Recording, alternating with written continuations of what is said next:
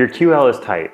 You've been told to stretch it. That's all you need. Unfortunately though, it's not really working the way you want it to. That's because the QL is just one piece to the puzzle in really getting rid of back pain and getting you moving the way you're supposed to. So the QL, just stretching it, is really like a dumb answer, if you will, because muscles don't really just operate in isolation. They operate in terms of patterns. So they're all working together at the same time.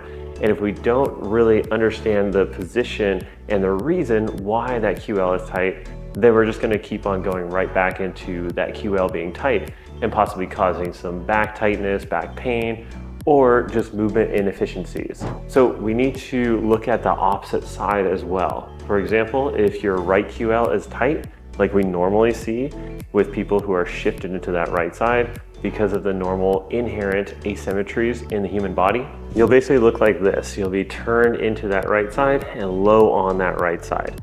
Now this could be the opposite way for you. We just find that most people are in a pattern similar to this. And so that's gonna make it so that right QL basically becomes short and tight. But the thing is, we're not really appreciating the fact that this left side is not allowing us to get that right QL to be able to lengthen and be able to really calm down and be able to operate the way it should be able to. So if this left hip is forward while this right hip is back, then that's not going to allow us to get off of that right side and give that QL a break.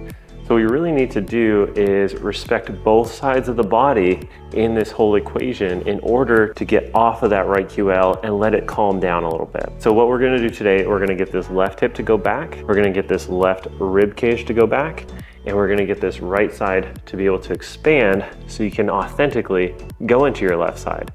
And again, just a reminder, this could be that you need to go into your right side. We don't really know because we haven't assessed you yet. Now I want to give you two really simple drills to help you with this.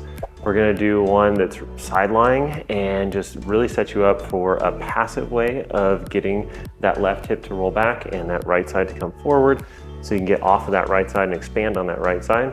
And then we're gonna go through a more active version of the same thing. Now I wanna be clear, this is a little bit more advanced, so some people aren't gonna be ready for this. You might need more stuff on both sides that are the same before you can actually get to this. Also, you're probably gonna need some stuff to follow up with it. So go ahead and check out the video down below to get more info on how we help people move better, feel better, and get back to whatever activity they love pain-free. What I want you to grab is a pillow or a rolled up towel and then something to support your head. You want this thing to support your head to be slightly higher than where your head would normally rest right in the center. That's because this position that we're gonna go in, if this side is really tight and can't let go, then we're going to not be able to really get what we want out of this. Really, this is a whole body issue and we need every part of the body to play along. Otherwise, it's not gonna work as well as we want it to. So I got this pillow on my left side that's gonna help to get my left rib cage and left hip in a better position to allow me to roll and get off of this right side. My right leg is gonna be straight and slightly reaching away with my hip. And then I'm gonna take my right hand, and you can try just going overhead like this as long as it feels comfortable for you. That can be really helpful in helping this right side to release and let go. And then you can see my head is slightly above where my neck is. So it's just slightly lifted away from the ground. So from here, I'm just gonna do a long exhale, breathe out all the air without forcing it or bracing or anything like that. And then do a soft, quiet inhale with the mouth closed and the tongue at the roof of the mouth. You can play around with the different breathing patterns. Some people are gonna be better off just breathing in and out of their nose, and some people are gonna be better off breathing out of their mouth and then closing the mouth and breathing in through the nose. So go ahead and hang out here with your right hip reaching out, your left side lifted up slightly, and doing those long breaths. Make sure that you're not creating a bunch of tension or trying too hard while you do this. That's the biggest mistake that we see people make. Next, you can work on this more active version. So some people aren't gonna be ready for this. Just a reminder. What we're gonna do is set up here. We're gonna have this knee bent. We're gonna reach this leg out. It should feel like it's slightly behind you. And then we're gonna come up into this modified side plank position. Really think about pressing through the floor with this forearm and this knee as you come up. And then we're gonna roll this hip slightly forward. And then we're going to reach out overhead gently, don't overdo it. And then you're just gonna do a long exhale here. You should feel those left abs. Soft inhale. And you should feel this right side open up and expand gently. Hold that position as long as you can without tensing up the neck too much. Again, we do want to try to keep the head in this position where it's slightly lifted. We don't want it to just drop down and be like that. So hold that position and make sure that you're ready for this. We shouldn't feel a lot of neck tension and we shouldn't feel any low back tension while we do this.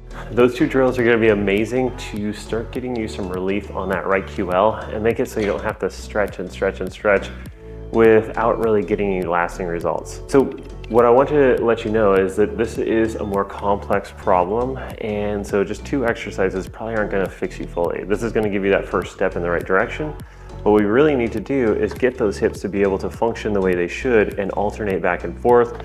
Same thing with the rib cage and even your feet and your ankles. So there's probably something that's going to be really holding you back on maintaining this and getting this to actually stick, so that you get that lasting relief and you can get back to being able to be active and not have to worry about, compensations or pains or tightness or anything like that. So what I want you to do, if this resonated with you and this seems like something that, could really help you, go ahead and check out down in the description a video that's going to explain exactly what we do and how all that works. And then if that sounds like a good fit, you can take that next step and jump on a call with one of the people from my team to get a free assessment to understand more about your issues and what it's going to take to really solve things. And real quick, if that doesn't sound good to you, no worries. If you could, just go ahead and leave a comment, like, subscribe, just help my channel out so that I can share this information with more people.